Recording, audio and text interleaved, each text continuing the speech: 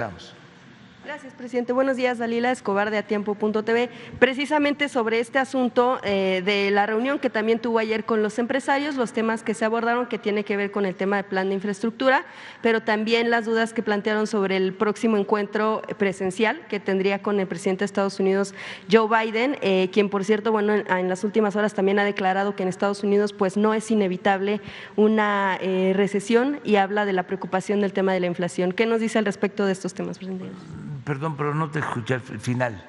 Sobre el tema de lo que mencionaba Joe Biden en torno a que no es inevitable que una recesión y la preocupación que se tiene en el tema de la inflación, obviamente temas en Estados Unidos, pero que pudieran impactar a México en este sentido.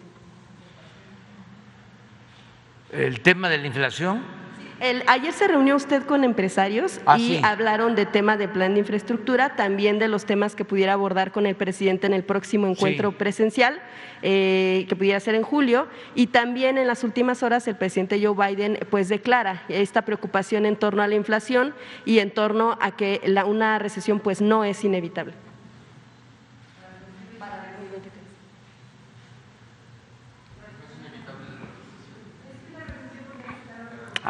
La recesión. Sí. Bueno, en el caso de nuestro país estamos haciendo lo que consideramos ayuda para enfrentar el problema de la inflación mundial. Lo hemos dicho aquí varias veces, lo principal es producir. No puede enfrentarse a ningún problema económico, ninguna crisis, si no se tiene una actividad productiva fuerte.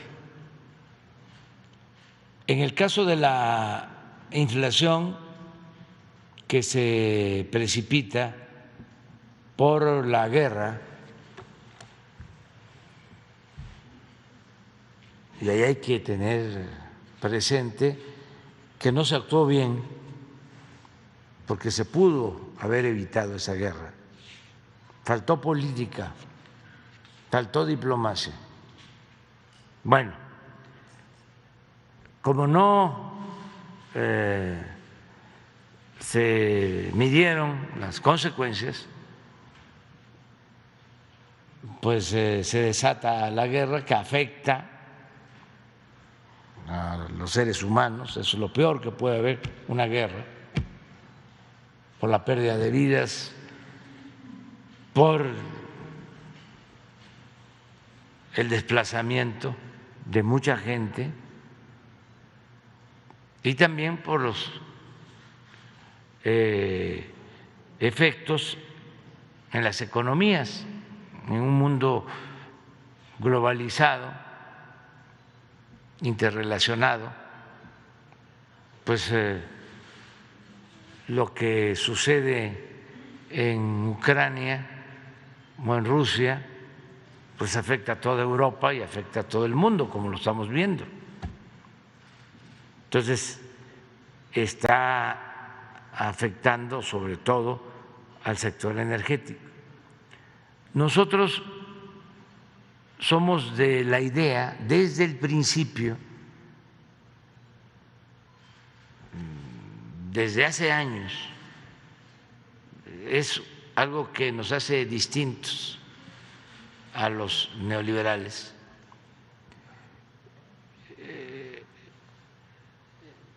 es el sostener que debemos producir lo que consumimos.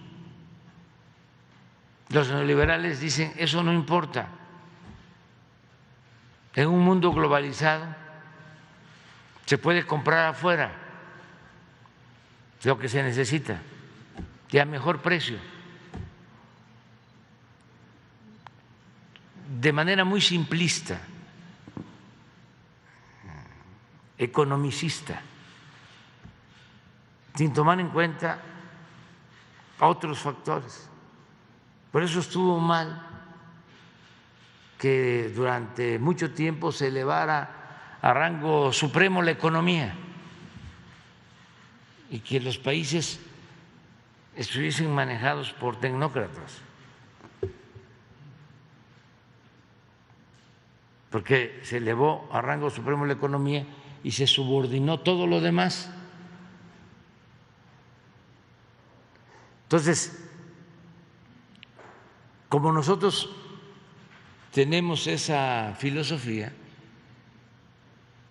dijimos, vamos a buscar la autosuficiencia en energéticos. ¿Cuánto nos criticaron? Muchísimo. Es muy claro que durante todo el periodo neoliberal no se construyó una refinería, porque no creían en eso.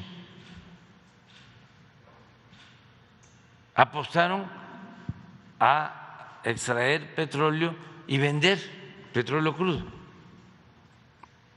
no procesarlo. Y no solo no crearon las refinerías, las abandonaron y estuvieron a punto de venderlas. Como parte de esa política no debe de olvidarse que destruyeron la industria petroquímica, todo lo que se había logrado en petroquímica lo acabaron para no meternos en productos petroquímicos de más complejidad.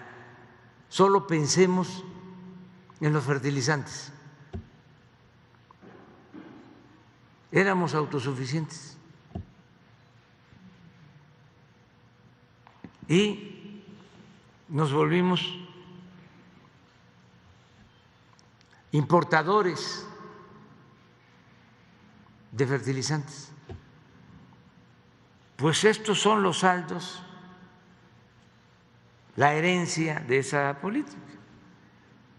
Nosotros lo que estamos haciendo es producir lo que consumimos y nos propusimos lograr la autosuficiencia en combustibles.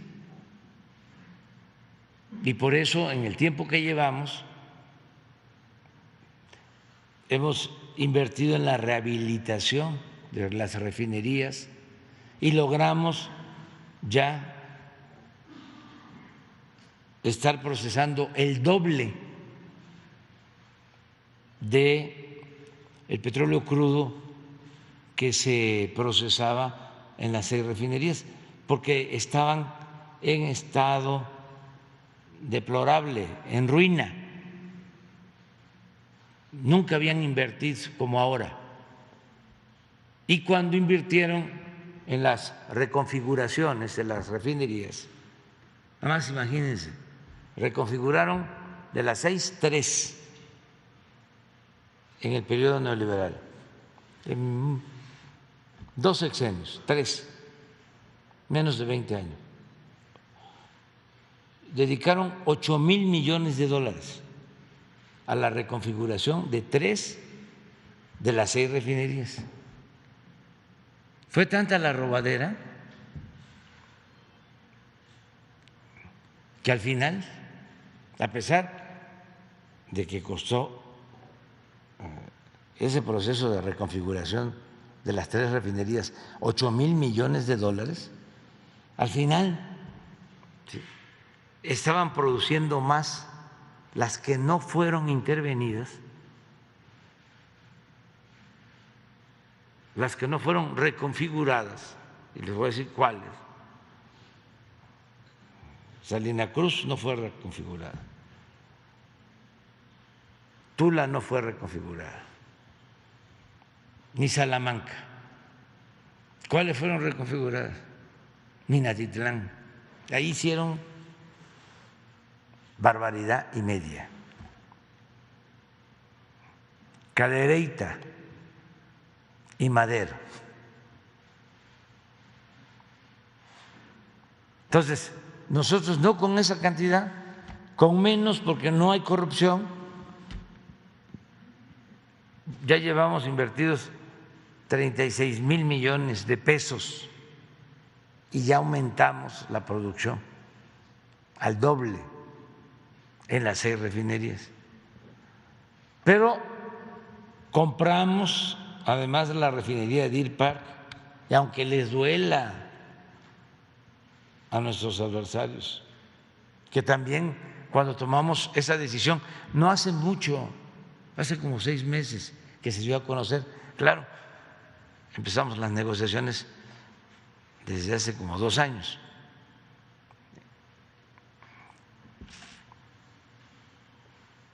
Si ustedes leen los periódicos de los expertos, se van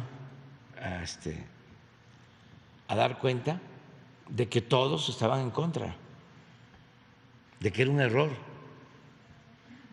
Resulta que de enero a la fecha llevamos 450 millones de dólares de utilidad.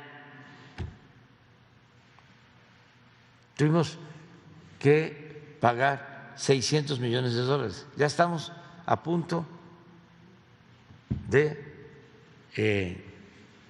terminar de pagar lo que nos costó y ya nos queda toda la refinería para procesar 340,000 barriles diarios.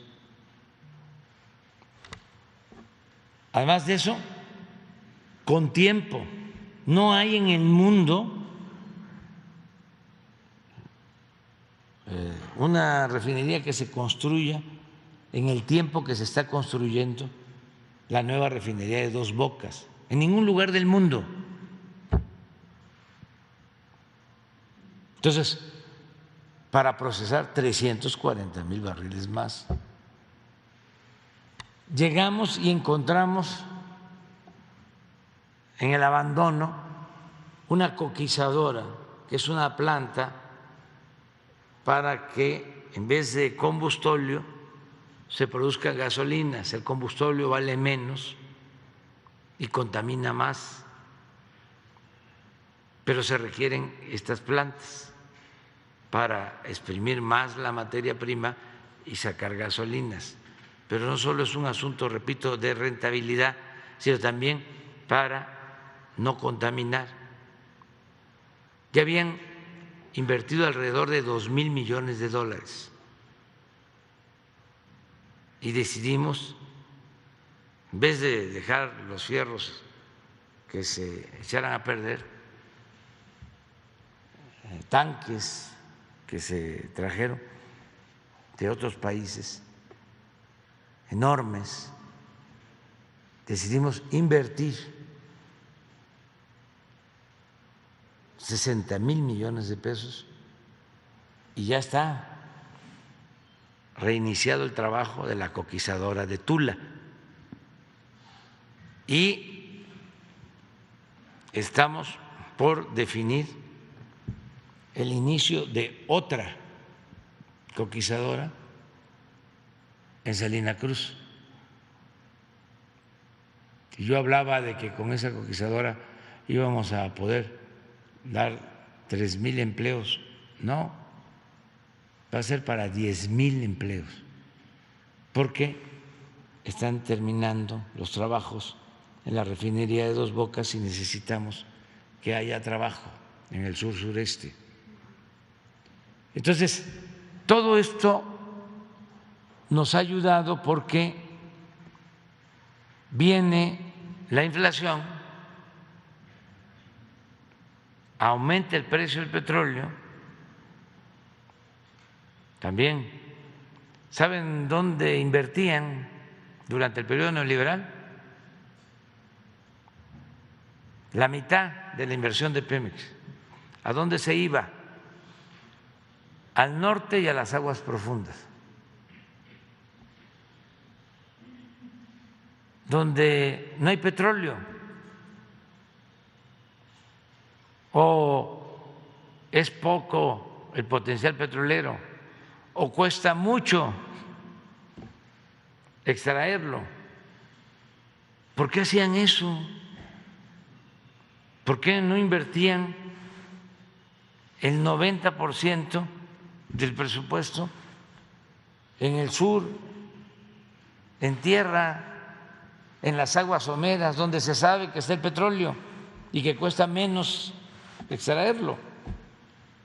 Porque no les importaba extraer el petróleo, les importaban los contratos,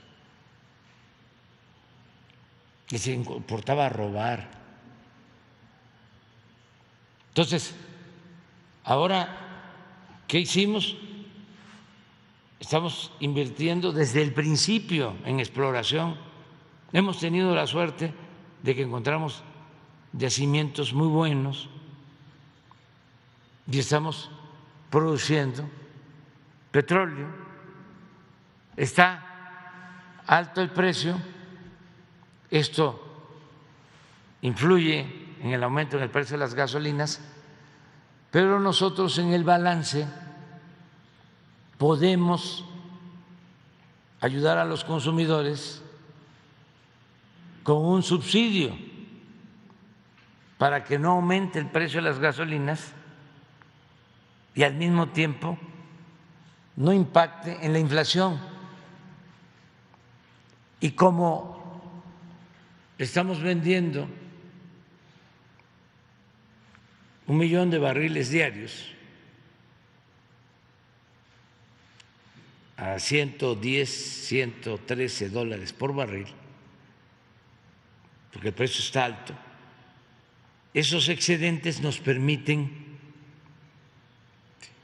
financiar el subsidio para que la gasolina en México valga menos que en otras partes del mundo.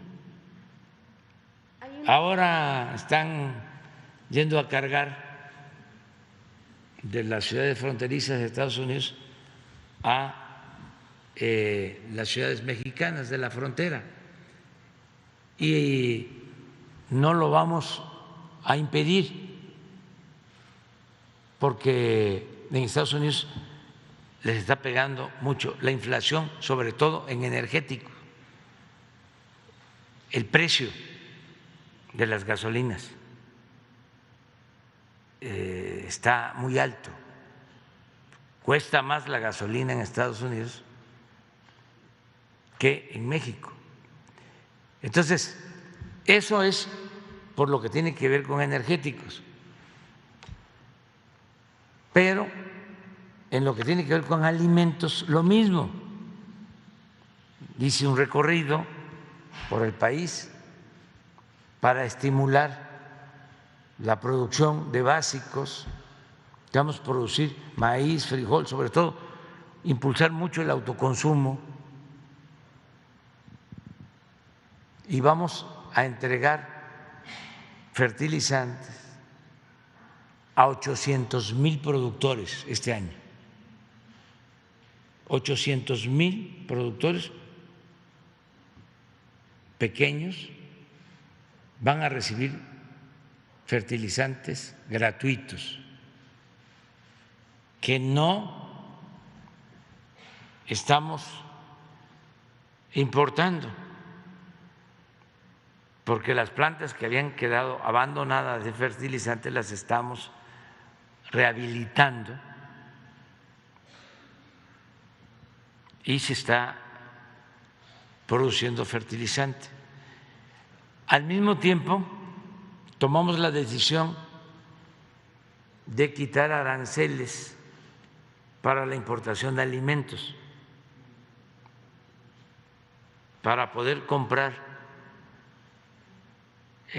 alimentos a buen precio. Y estamos en acuerdo con Estados Unidos también para la compra de algunos alimentos. Estamos viendo esa posibilidad, porque a nosotros nos afecta más la inflación en lo que tiene que ver con alimentos, menos en lo energético.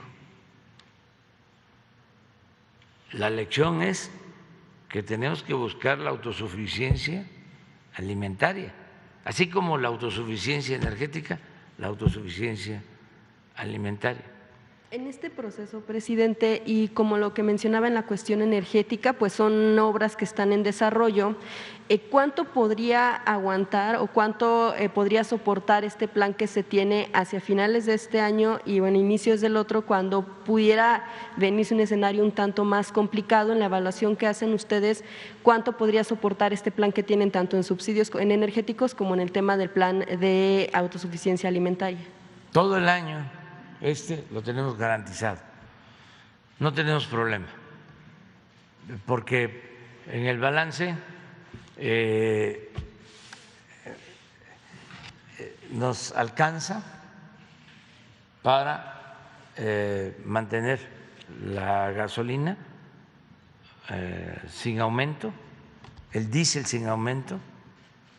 Ayer leía yo de que había el rumor, un periódico, de que para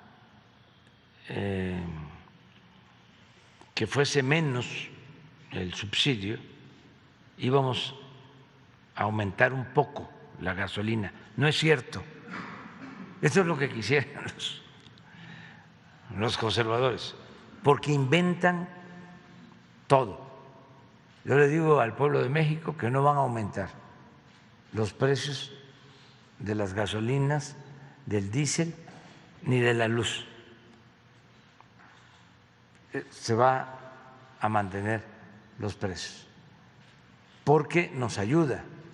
A ver si no tenemos las láminas de ayer, las que presenté en la reunión con los empresarios. Ahí se pueden dar cuenta de cómo vamos y ayuda para que el pueblo de México sepa en qué situación estamos. Claro que la inflación es un problema grave, pero nosotros estamos haciendo lo que nos corresponde para controlarla y que no nos afecte en nuestra economía, sobre todo la economía popular. Sí, sí está. Pero es muy interesante el tema y tenemos que buscar también la cooperación con Estados Unidos, con otros países, y se está logrando, pero la clave está en producir lo que consumimos. O sea, por eso están padeciendo muchos más. ¿Qué sucedió? Bueno, hasta hace unos días lo analizábamos aquí. Decían, ¿no?, los expertos, ¿para qué el petróleo? Si ya viene la era de las energías renovables. Y con la pandemia, incluso pensando que ya el petróleo no iba a tener precio, se pusieron en venta refinerías. Por eso compramos nosotros la de Deer Park y a un precio de oportunidad, porque estaban vendiendo todo lo relacionado con el petróleo. Resulta que sí se ha avanzado en la fabricación de carros eléctricos, pero todavía, y se viene la guerra y se ve el petróleo arriba y como no invirtieron en refinerías, ayer estaba yo revisando un análisis en donde se habla de que a lo mejor no se va a tener la capacidad de refinación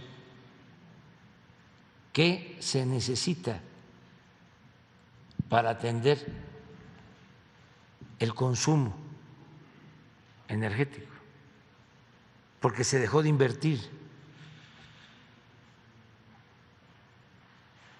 Lo contrario a lo que hicimos nosotros. Imagínense si nos seguimos guiando por los consejos de los tecnócratas,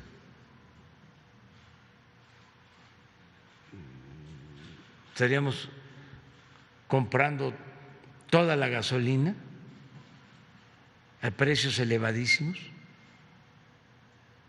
y entonces sí no podríamos enfrentar esta crisis, ¿no? A ver, esto es interesante. Miren, este es el peso.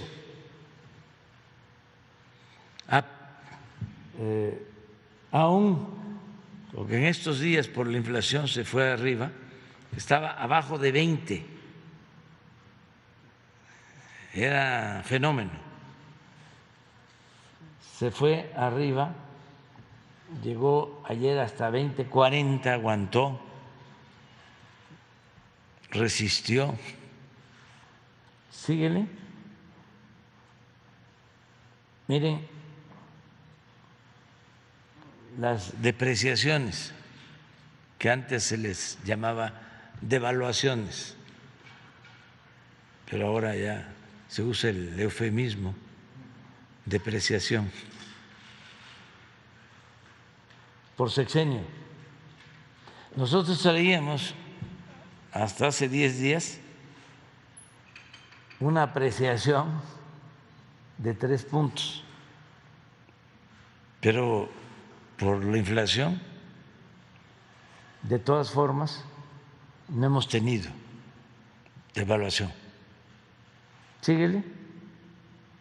Esto es en el mundo, el peso, con relación a otras monedas.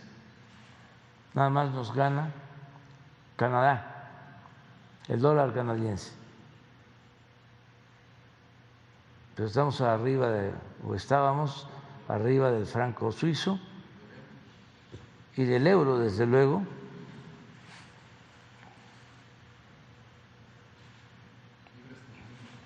Adelante. Eso es crecimiento económico. 1%, pero arriba de Colombia, de Brasil, de Estados Unidos, de España y de otros países europeos. Y yo espero que sigamos creciendo. Adelante. Esta es inflación.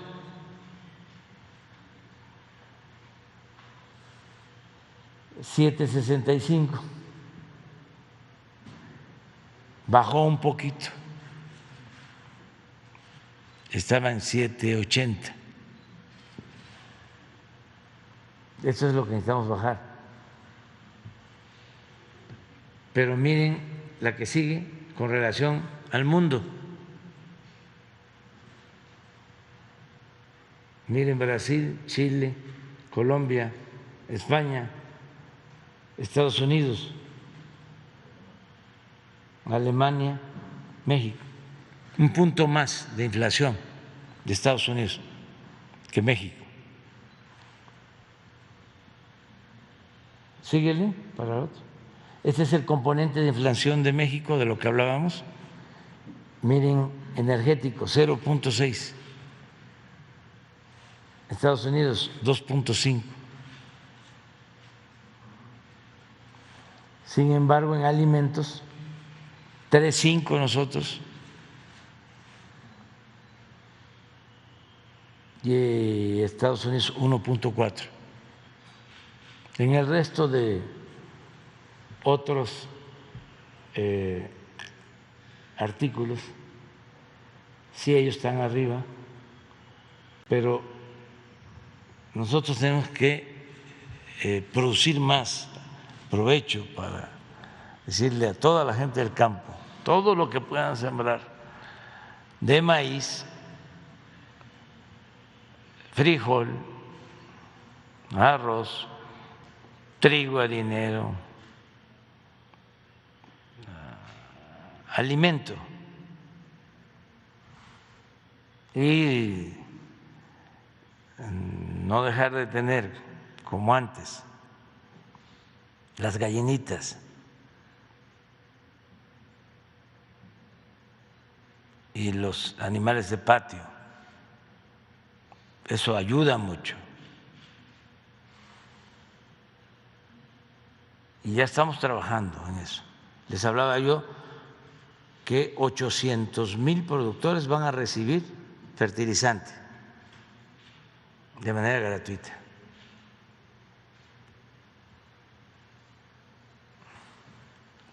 Ya los estamos distribuyendo y nos estamos apurando porque ya vienen las aguas.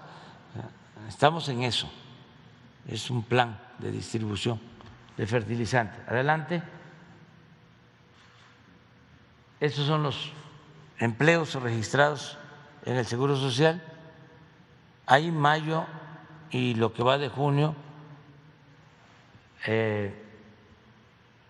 no aumentó como queríamos, pero no hubo pérdida de empleos.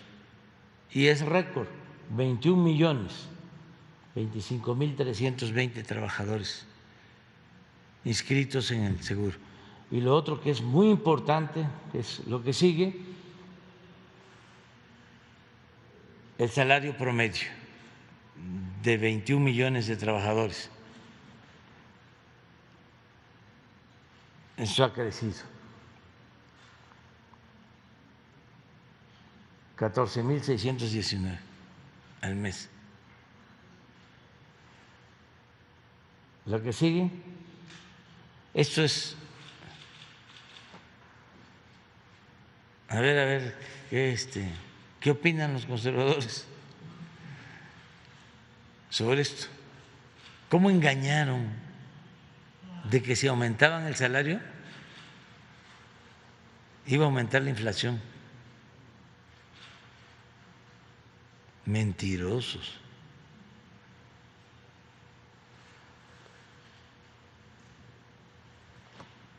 Empobrecieron a la gente.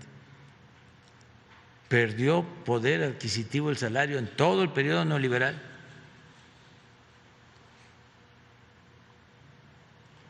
Pero lo que nos preocupa y nos ocupa es que no se pierda poder adquisitivo, porque no solo es aumentar más el salario, sino que alcance, que no haya carestía, que alcance para comprar lo básico y lo que se necesita. Adelante, por eso lo medimos así. Cuando llegamos en noviembre del 18, un salario mínimo alcanzaba para 3 kilos 100 gramos de frijol, ahora alcanza para 4 kilos 600 gramos por la inflación. Entonces, de todas maneras estamos arriba. En el caso del huevo alcanzaba para 3.2 y ahora alcanza para 4.3. Y la tortilla, cuando llegamos, un salario mínimo alcanzaba para 6 kilos y medio y ahora alcanza para 9 kilos 100 gramos promedio. Que esto es lo más importante, no solo cuánto aumenta en porcentaje, sino para cuánto alcanza. Adelante. Eso es lo de la bolsa, que aun cuando ha caído últimamente, por lo mismo, todavía está 15.7 arriba. Adelante. Las reservas del Banco de México también casi 15% arriba de cuando llegamos.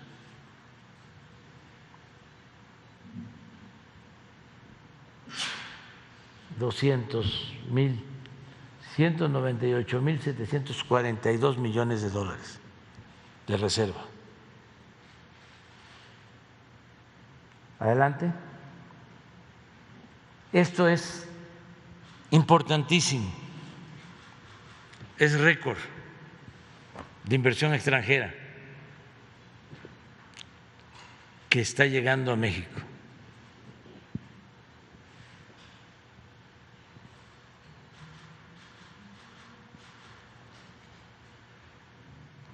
Récord. Lo amarillo tiene que ver con la operación que se hizo entre Televisa y Univisión, básicamente. Pero aún quitando eso,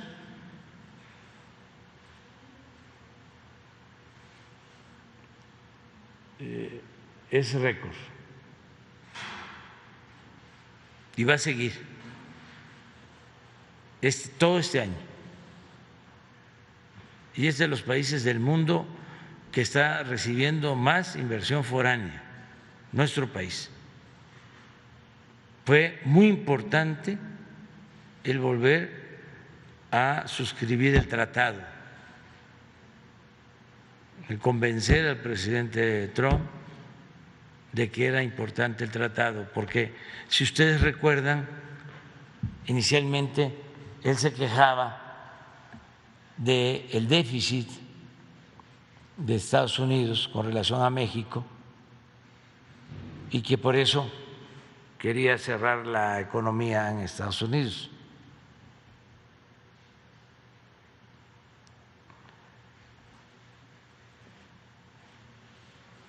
Se fue convenciendo, platicamos bastante de que era muy importante unirnos, integrarnos con respecto a nuestras soberanías. Y él aceptó, y aun cuando tenían diferencias con Canadá y nos propusieron un tratado económico bilateral, no trilateral, sino México, Estados Unidos, nosotros ayudamos para que fuese trilateral.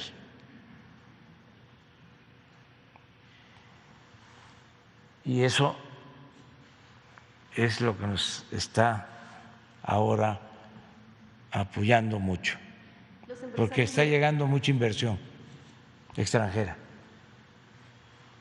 ¿Seguimos? Esto es un milagro.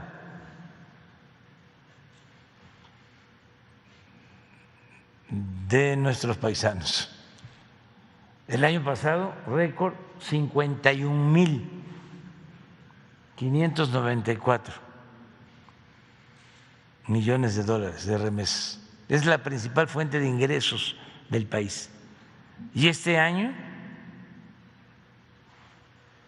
es muy probable que lleguemos a 60.000 millones de dólares. Y este dinero va abajo a 10 millones de familias de todos los pueblos de México. Y esto reactiva la economía y nos ayuda muchísimo. Esto nos salvó cuando la pandemia, para que no se nos desplomara por completo la economía y para que la gente no dejara de tener para lo básico. Por eso durante la pandemia, en situaciones muy difíciles, no hubo asaltos de comercio, nada, porque tenían en circunstancias difíciles para lo básico y ayudó mucho el envío de remesas. ¿Seguimos? Ya este es el precio del petróleo, miren cómo está, 110, el 15 de junio. ¿Cuándo fue 15?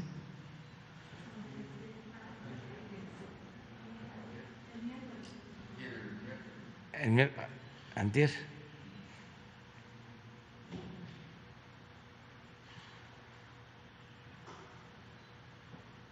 Adelante. Estos son los precios de la gasolina magna en sexenios. Don Felipe Calderón creció en todo el sexenio 22.9, con el presidente Peña Nieto 42.8, y nosotros hemos logrado una disminución de 3.4. Adelante. En la Premium lo mismo, 5.7 con Calderón, 46 con Peña, y nosotros menos 2.4. Adelante.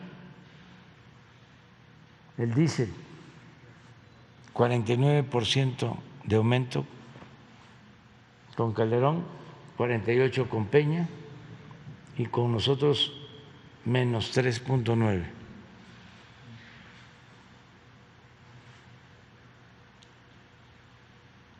Adelante, aquí sí. Con Calderón menos 1.5 en energía, con Peña más 28.9, con nosotros más 12.4. Adelante. Ya.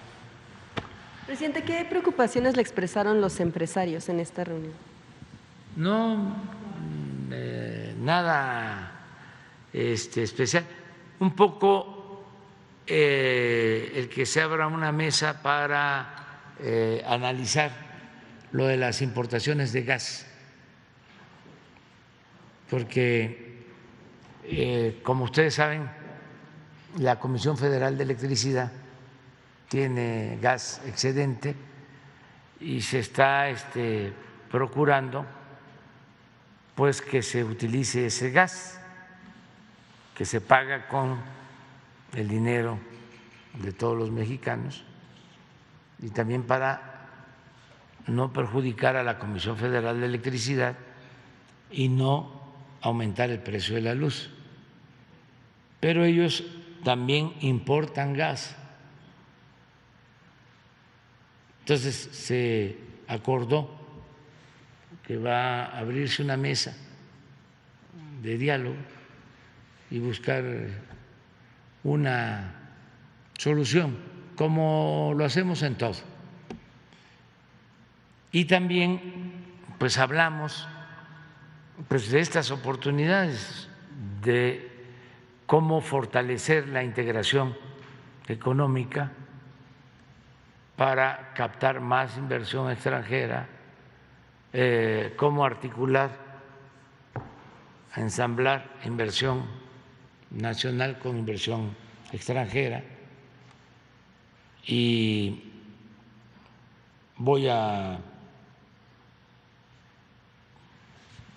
pedir que en el encuentro que tengamos con el presidente Biden, yo creo que va a ser pues un día completo de distintos temas, además de que él me ha mandado a decir que quiere platicar conmigo no solo de asuntos económicos, sino de varios temas, platicar, conversar. Pero vamos, desde luego, a tratar asuntos que tienen que ver con la cooperación económica, que tienen que ver con el apoyo a los países de Centroamérica, con el propósito de enfrentar el fenómeno migratorio.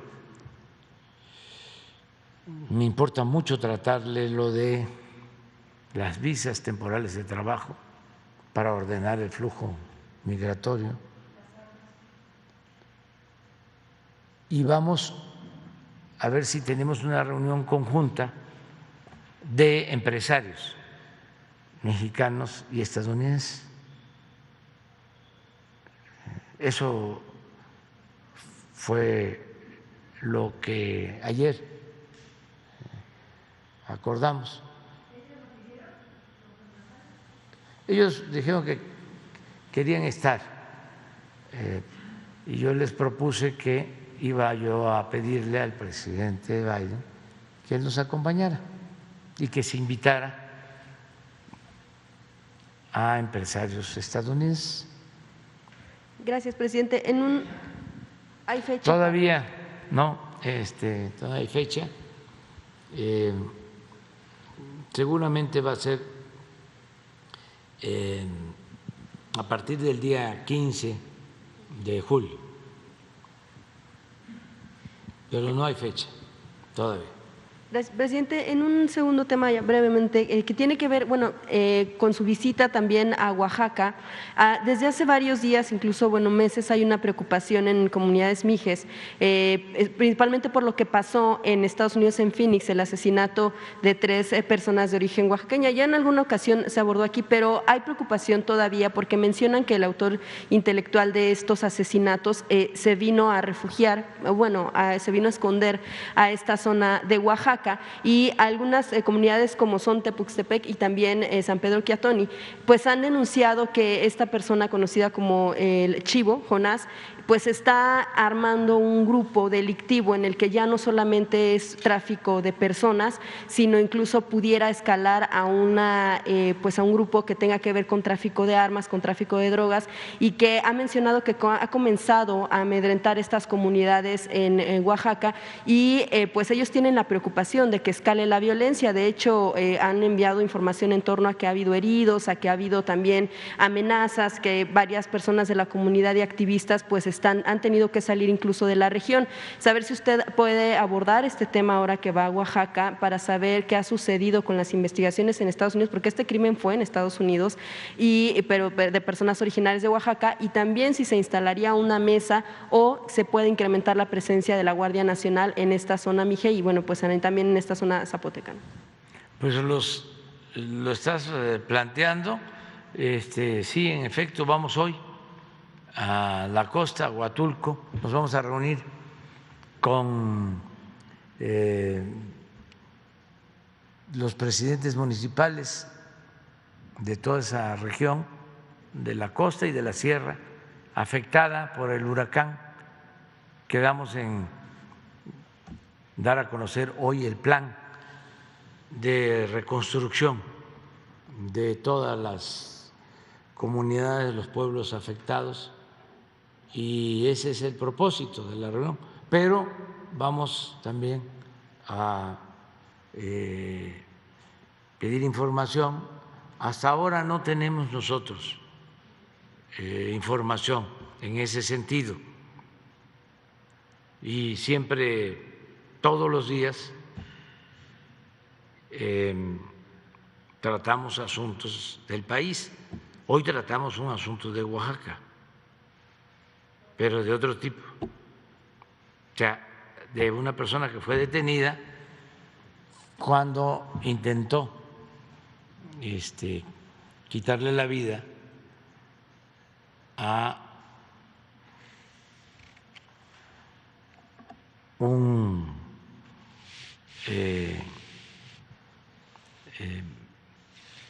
dirigente creo que de un sindicato, que habían atentado contra él y estaba en un hospital y querían ir a asesinarlo, herido, y se le detuvo al presunto responsable de este acto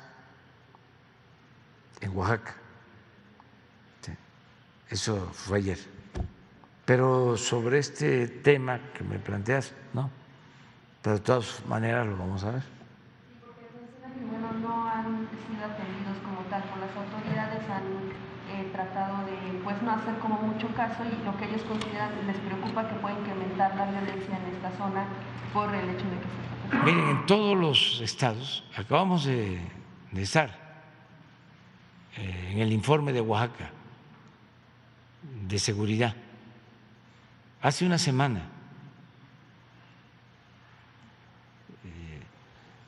Hicimos la reunión de seguridad nacional en Oaxaca, en Huatulco, y ahí llevamos a cabo la conferencia de prensa y se hizo un informe sobre la situación de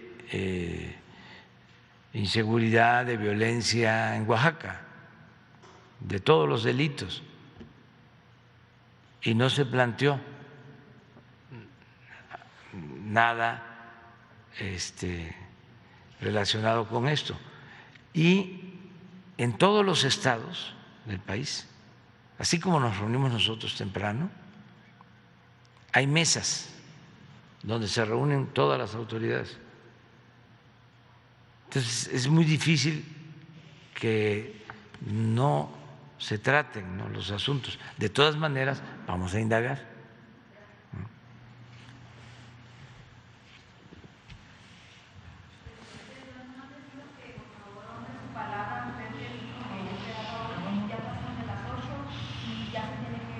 Sí, ya me voy. Además que te tocó sí, pero lo tengo bien, es el lugar número 5.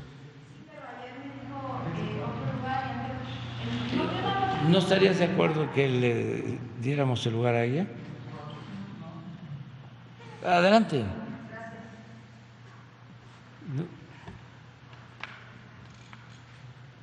Gracias. Gracias, presidente. Sí, le comentaba que rápido de lo de honrar su palabra, presidente, porque ayer lo hizo.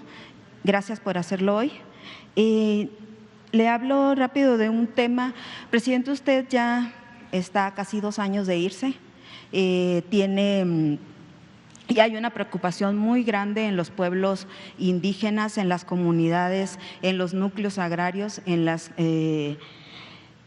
por el conflicto de las tierras. Usted este año ya recibió a los huaxaricas que se vinieron caminando desde su pueblo porque tienen ese conflicto agrario. Casi todos son añejos. Usted acaba de estar con los mayos, ahí explicó muy bien cuál es el problema que tiene la gente con la tierra, cómo fue que a raíz de Salinas se les fue quitando y se cambiaron las leyes para que ellos fueran perdiendo sus tierras. Y es uno de los principales problemas que hay en el país. Y usted empezó campaña en el 2006, 12 años, recorrió estas comunidades, todos los pueblos, porque los que yo he visitado todos lo recuerdan que usted fue y les prometió, y usted era su esperanza de resolver estos conflictos agrarios. Usted, si la gente del pueblo, si esta gente de abajo votó por usted, porque eran última esperanza, presidente, de que se resolvieran, y no ha pasado. Ellos hablan de que no hay voluntad política de usted. Entonces, y hay ejemplos muchos, ese de los huizaricas que ya tienen 13 resoluciones, está lo del Bajío que ya tienen 67 sentencias firmes para que les regresen su tierra, están los de Chihuahua, están en Oaxaca justamente con la minera Natividad, Ellos también tienen sentencias firmes, presidente, en el Tribunal Agrario. Usted ya comentó en alguna ocasión que no se quiere meter a los tribunales agrarios, pero entonces, ¿cómo les va a resolver a la gente lo de las tierras, presidente? Usted les ha dado recurso. Efectivamente, los pueblos hablan de que les ha llegado mucho recurso.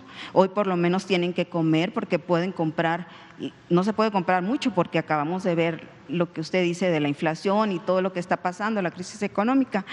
Pero si les da dinero para que siembren, les va a dar fertilizante y la tierra, no tienen seguridad en su tierra. En febrero del 2021, la SEDATU presentó su programa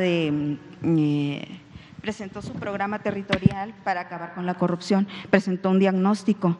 En ese diagnóstico dice que el principal problema de estos agrarios que tenemos es por la corrupción y hablan de que justo en ese problema de la corrupción, en la mayoría de estas comunidades, los funcionarios son los que se corrompen para quitarle la tierra, se amafian con otros, con los empresarios, con los ricos, con todos los que tienen dinero, con las mineras, para darles la tierra. Y así se las han arrebatado. El diagnóstico ahí está. Si pudieran venir, no sé si usted los puede comprometer, ya han pasado más de un año, si pudieran venir a explicar a cuántos funcionarios corruptos de todo este diagnóstico que encontraron se han despedido.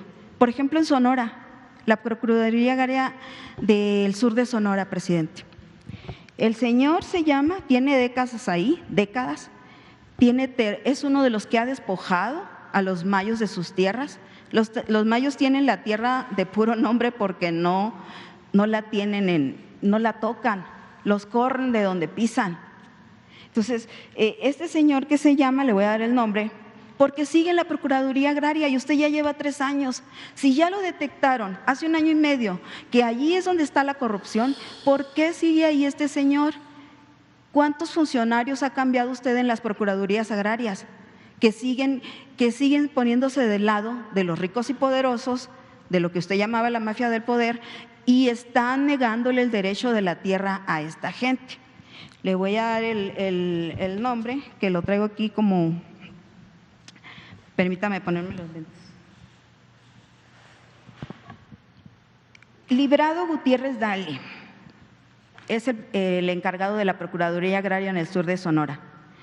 Este señor les despojó también, tiene un pedazo de tierra en el mar, tiene su casa, tiene su familia, todos ahí, y usted lo ha permitido porque ya tiene usted 3 años en esto, y hace 1 año y medio se diagnosticó que esos funcionarios eran los corruptos. Entonces, presidente, ¿su voluntad política de verdad existe o ya se dio por vencido? María Luisa de Semarnat, ¿ya se dio por vencida? ¿No se puede contra la mafia del poder? ¿No se puede limpiar estas dependencias? ¿Usted no puede agarrar el toro por los cuernos en el Tribunal Agrario y tener la voluntad de decirles, resuelven esto? O sea, ¿por qué? Si usted es la última esperanza, sinceramente, presidente, yo no creo que va a venir otro que les va a atender. Si así se pasan semanas allá afuera del palacio, todos han tenido que venir en caravanas de todos los puntos del país porque el problema es en todo el país. Chihuahua, Sonora, Oaxaca, Chiapas, vea lo que está pasando en Chenaló y no se ha resuelto lo de Aldama. Y es por la tierra, presidente. Quieren la tierra de la gente. ¿Por qué no se respeta? O sea, ¿por qué no pues qué va a hacer? Le quedan 2 años a usted. Agarre el toro de los cuernos, por favor, y es lo que dice la gente, que por favor, haga eso y meta en cintura a los tribunales agrarios que dependen de usted. Eso sí dependen de la presidencia, directamente del Ejecutivo. La Procuraduría Agraria también depende de usted. Y si puede venir María Luisa a explicar, son 500 conflictos, ¿en cuánto se ha avanzado? 500 conflictos agrarios que hay en el país. Si puede venir el de SEDATU a explicar qué ha avanzado en este programa estratégico del Registro Agrario Nacional que presentó en febrero. Si puede decirle algo a esta gente, si realmente o ya de plano pues se quedan, y todavía están los muertos, presidente. Este año, ¿cuántos muertos van por estas luchas? ¿Cuántos van? Le nombro algunos. Pedro Vázquez es el más reciente, en Oaxaca, esa tierra que usted tanto quiere, que también lo quiere mucho la gente. Pero pues, ¿dónde están? Una impunidad cero. ¿Cuándo nos van a presentar los avances en la resolución de estos homicidios? Humberto Baldovino de Oaxaca, Trinidad Valdenegro de Chihuahua, Julián Carrillo, el Rarámuri Julián Carrillo, Marco Antonio Zarco en Chilpancingo Guerrero, Francisco Vázquez en Morelos. Y en el Bajío tenemos 2 muertos ahí desaparecidos. ¿Cómo están esto en impunidad cero, presidente? ¿Ya? Síguele, porque te voy a contestar y ya me tengo que ir. Ya me vas a esperar, porque… Para la otra semana, espero, porque usted comentaba que si es democrático el asunto, pues por lo menos todos podríamos preguntar una vez a la semana o tener una oportunidad, pero no es así, presidente. Pero ese es otro tema que no es tan importante como el de la tierra de la gente y saber si realmente van a tener ellos pues si pueden seguir con esa esperanza o ya de plano no.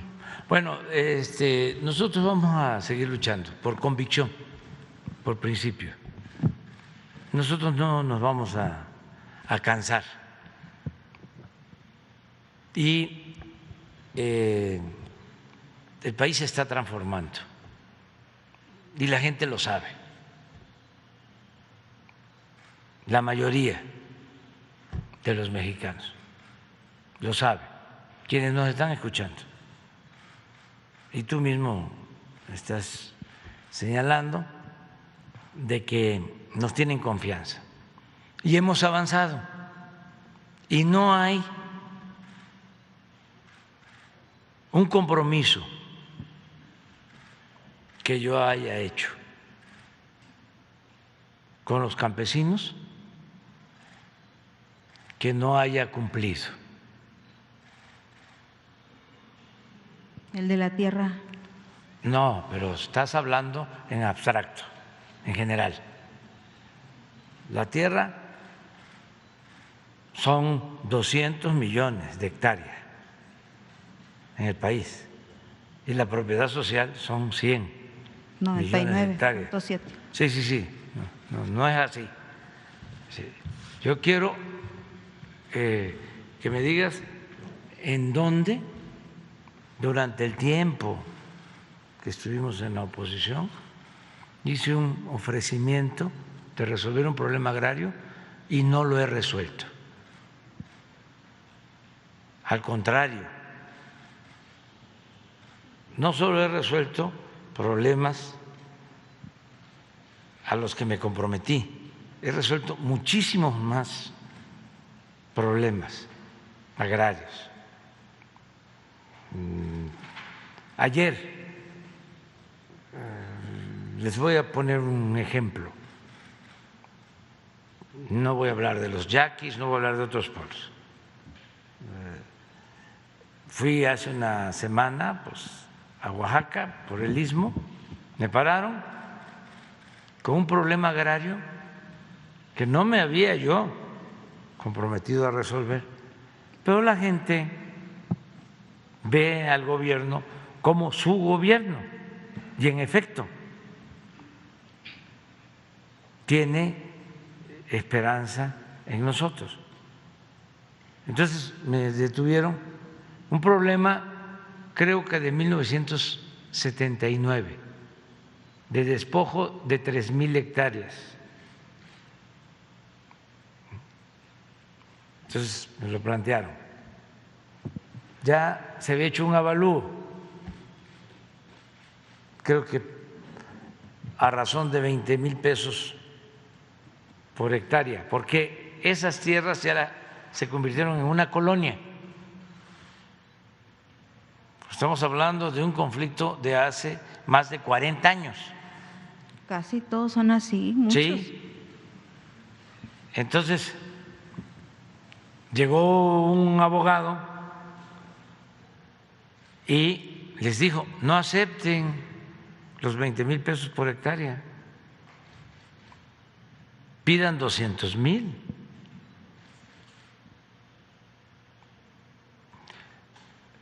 De esos líderes corruptos que hay en todos lados y que estaban acostumbrados a medrar.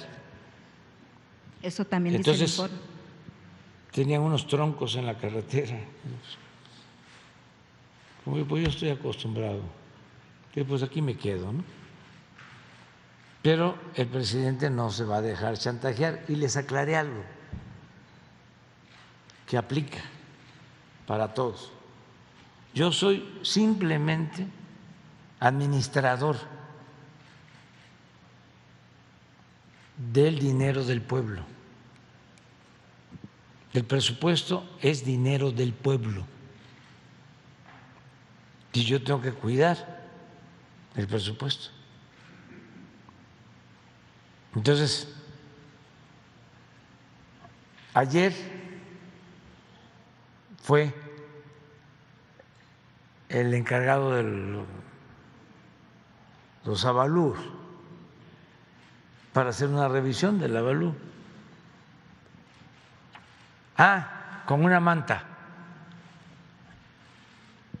bien hecha, por cierto, porque uno se da cuenta, imagínense cuántos años llevo ya en esto. Cuando un movimiento es espontáneo, ¿sí? Por una causa justa, y cuando hay detrás, ¿no? Intereses de otro tipo. Entonces, si no nos resuelve el problema, no va a haber corredor del Istmo. Y les dije, si el avalúo nos dice que cuesta 20, 22, 25 mil pesos la hectárea, eso es lo que se les va a dar. Y si ustedes no quieren y no va a haber corredor, no va a haber corredor.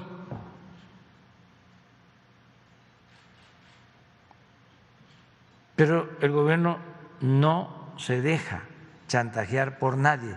Eso era en el tiempo en que los gobernantes eran corruptos y no tenían autoridad moral. Ahora no se acepta ningún tipo de presión de esa naturaleza y ayudamos a todos y los vamos a seguir ayudando. Y tú dices, ya le quedan 2 años. Sí. Es muchísimo tiempo.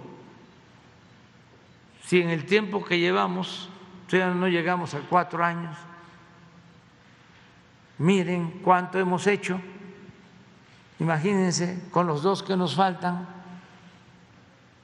2 años, 3 meses, que además tengo más fortaleza que antes,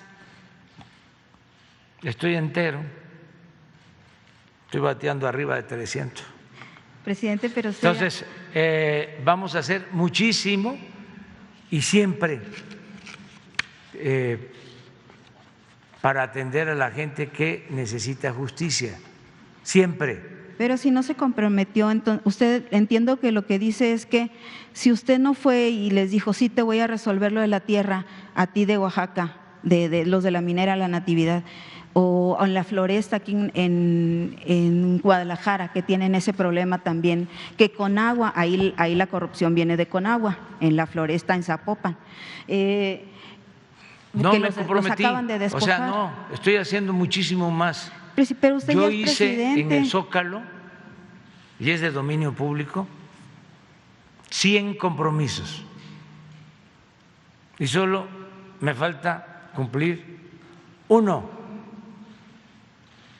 Pero uno de los principales compromisos y que te hizo… invito a que hagas la revisión, sí, porque fue público. Yo los he visto, presidente, pero uno de sus principales compromisos que hizo, y fue una bandera siempre de usted y fue por la que mucha gente creyó en usted, es que iba a combatir la corrupción y la impunidad. Ah, claro.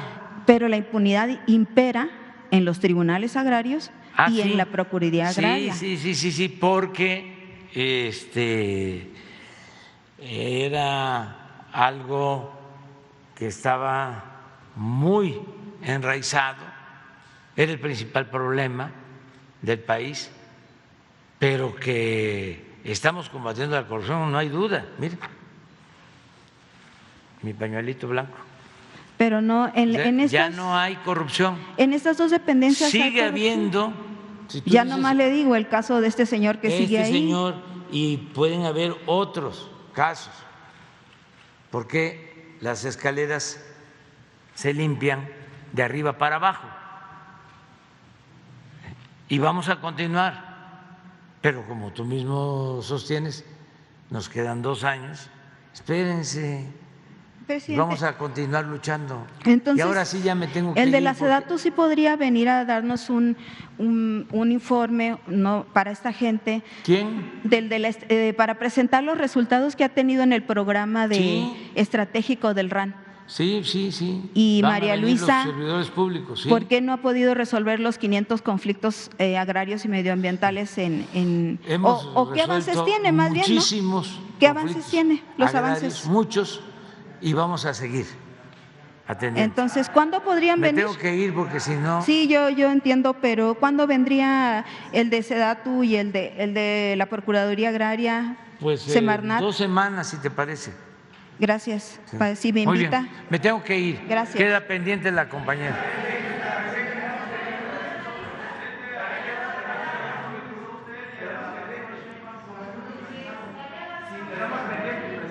Por eso, ¿les parece bien el lunes?